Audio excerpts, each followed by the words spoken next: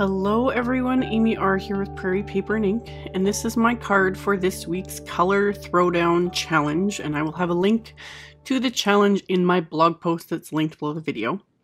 And I went literal again. The inspiration picture for the challenge was this cute little like fox blanket. So I pulled out the Neat and Tangled Merry Kisses set that I got very recently, and I stamped it onto some Kraft cardstock with some VersaFine ONYX black ink, and then I'm just using my Prismacolor pencils to color this in. I love the look of colored pencils on Kraft. I think just that little bit of texture in the Kraft cardstock, as well as just the color and the specs in the Kraft, it just lends itself so nicely to colored pencils, and it just enables me to not go all OCD, and I don't do any odorless mineral spirit blending or anything like that. I just leave that texture of the pencils. This coloring is super simple. I did speed this up a lot just to, make the process faster, but even in real time, I think it took me less than 10 minutes to color this in. I just went, I used 3 different shades of orange for the bodies of the foxes and went from lightest to darkest. For the white areas, same thing. I did a white, a medium gray, and a little bit of a darker gray, and same thing, lightest to darkest.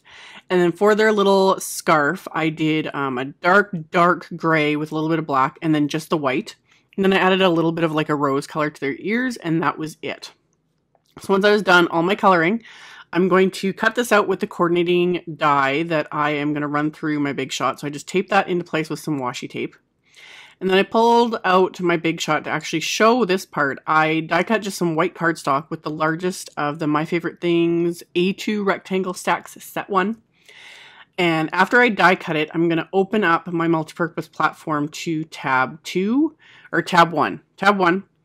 And I have the Hero Arts Infinity dies, the hearts here, and peeled them off their backing and ended up moving my Big Shot out of the way because I found it easier to line these up the way, the way they are staggered on my craft mat here, so I could have them all lined up.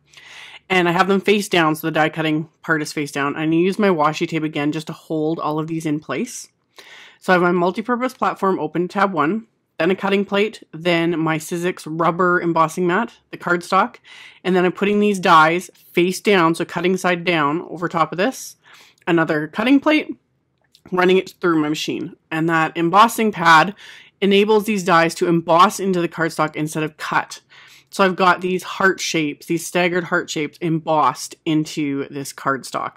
Jennifer McGuire did a video on this, oh gosh, a couple months ago, using tons of shape dies, and of course I was like, oh, it's so smart.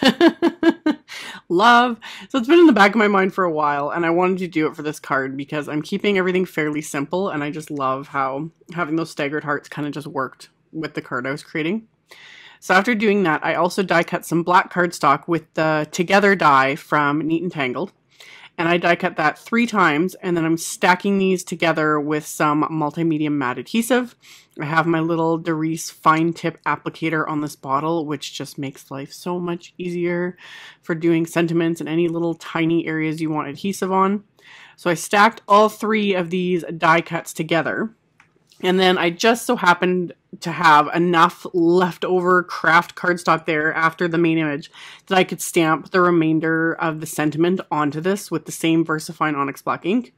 And the sentiment is from that same coordinating together stamp set from Neat and Tangled. So I stamped that and then trimmed it down with my paper trimmer. And then I just used my scissors to trim off the free edge, and then used my scissors to cut a little notch and then meet those corners so that I've got a little flag end to that. So then to adhere everything to my embossed card front here, I'm just going to use my little Xyron adhesive applicator to add a bunch of adhesive to the back of these little foxes. And I was really generous with the adhesive since they're being adhered over all of that embossed area. So I wanted to make sure that the areas that were being pressed to the cardstock were really well and glued down. And then for the die cut, I just use more of my multi-medium matte adhesive, and I just apply it to the largest areas of the sentiment. You don't need to coat the entire back of things like this because it doesn't take much adhesive, and once it dries, it's dried for good. It's stuck down. So I added all of that, put that onto my card front and pressed that into place. And then for the little trim down flag sentiment, I just trimmed down pieces of foam tape and got those into place. Since that together die cut is so thick, I needed some foam tape to adhere this so that it all sticks into place here, and lined that up along the bottom and pressed that into place. So that finished off the card front basically, and then the card base itself is more Kraft cardstock, cut to 4 1/4 by 11 and scored at 5 1/2, so it's a top folding A2 sized card. And then I'm inking up the Together stamp with some MFT Tangy Orange ink. And then the coordinating stamps I'm inking up with VersaFine ONYX black ink. And then I'm going to stamp that so it says, you and me together forever. And then that finishes off, of course, the inside of the card. You always have to finish the inside of the card. Anyway, got that done. And then I'm going to adhere the main panel here with more of my little Xyron adhesive. I decided to just adhere this flat to the card. Once that's adhered in place, of course, I've been obsessed with them lately, had to add some Nuvo crystal drops. I couldn't help myself. I'm using them on everything.